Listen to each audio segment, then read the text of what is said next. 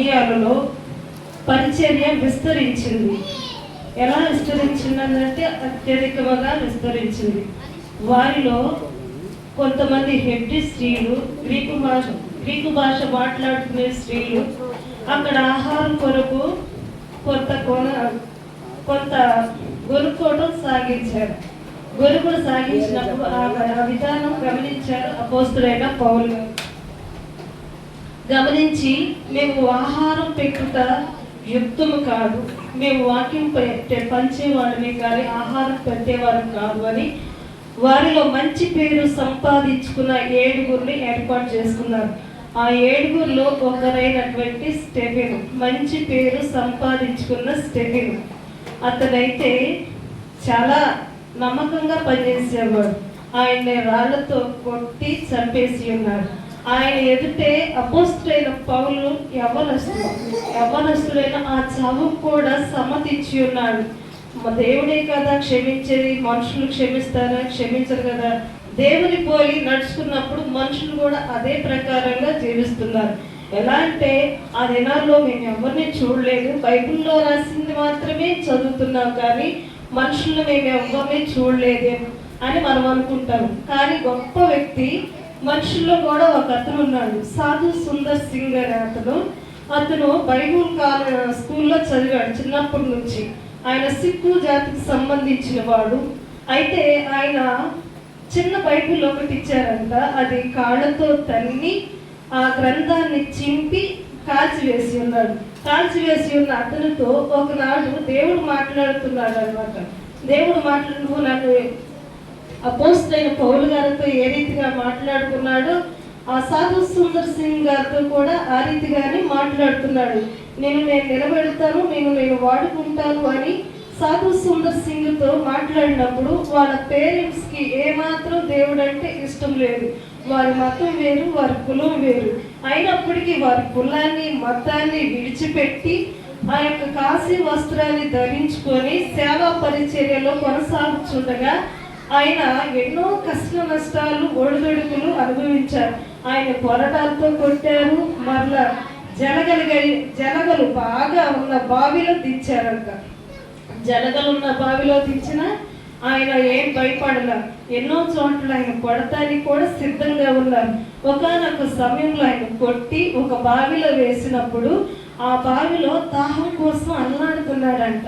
ఒక్క చుక్క దొరికినా చాలు కదా అని అల్లాడుతున్నాడంట. అక్కడ దాంట్లో కొంచెం బెజ్జం ఉందంట. బెజ్జంలో నుంచి ఒక చిన్న డ్రాప్స్ గా పడుతుంటే ఆ డ్రాప్స్ తో అతను నాలుకను నోరును తడుపుకున్నారంట. అదైతే వర్షానికి పడింది కాదు, ఏ నీరు కాదు. ఒక పాము చనిపోయి ఆ పాము కుళ్ళిపోయిన నీరు రక్తంగా మారి ఆయన నాలుకను తడిపిందంట. అంత గొప్ప పరిచర్య చేసిన గిరిజనులు, హరిజనులు, అడవి ప్రాంతాల్లో కూడా వెళ్ళి ఆయన పరిచర్య చేశాడు. ఆయన పరిచర్య చేయటం వల్ల మనకంటే ఎక్కువగా సిక్కు జాతి వారు ఇంకా బాగా ఘనంగా సేవ చేస్తున్నారు. మనమే తక్కువ. వారిని చూడండి, ఏ కులమైనా, ఏ మతమైనా, ఏ జాతి అయినా సరే మనకంటే మరి ఎక్కువగా దేవుడు పరిచర్య చేస్తున్నారు. ఆయన చంపిన వారిని కూడా క్షమించారు. మనుషులు ఆయన కూడా మనకు తెలియదు అని మనం అంటాము.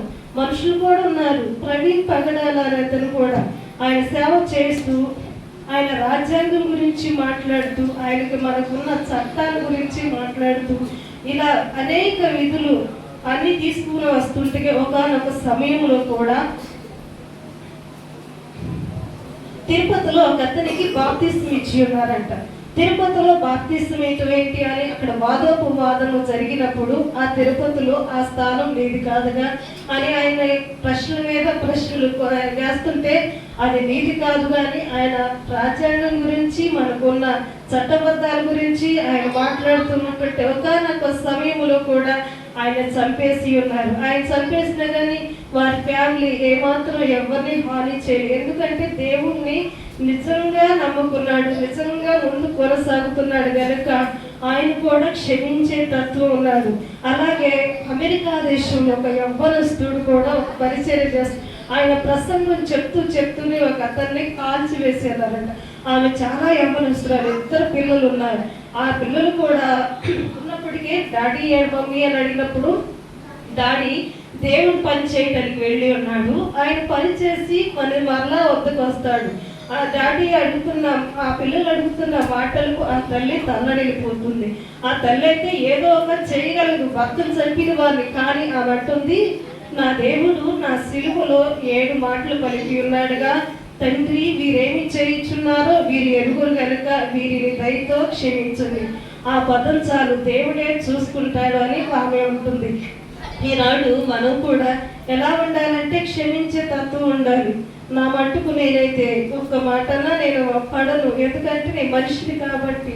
అలా ఉండకూడదు. మనం సరి చేసుకొని మనం దేవుని బిడ్డలంగా ముందుకు కొనసాగాలి. దేవుడు ప్రేమ, దేవుని యొక్క రీతి ఎలా ఉంటుందంటే ఒక మనిషిలో నుండి బయలుదేరుతుంది.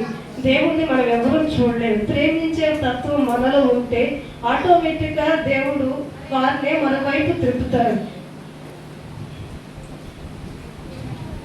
ఈ సమయంలో దేవుడు నాకు ఇచ్చిన ఈ కొద్ది నిమిషాలుగా దేవునికి వందనాలు చెల్లించుకుంటూ ఈ వాక్యాన్ని సెలవు తీసుకున్నాను.